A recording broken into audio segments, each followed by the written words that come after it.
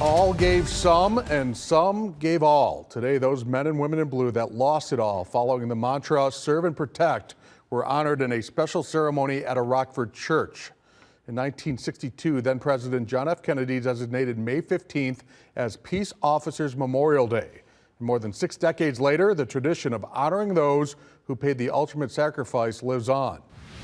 Westminster Presbyterian Church on Bell School Road provided the backdrop for the 2024 Law Enforcement Ecumenical Memorial Service. At the service, all area officers and deputies who had their end of watch were remembered, including the most recent member of the force to die in the line of duty, Canine Nix, who was shot and killed when she and her handler were chasing a domestic violence suspect.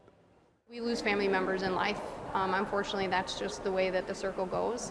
But when you lose them in the manner that a police officer, when we had to lay down our life to protect another community member, it's different. It is an ultimate sacrifice. And when family members are allowed to come and remember it as a group, and they're not the only ones that are going through that particular moment, it's humbling.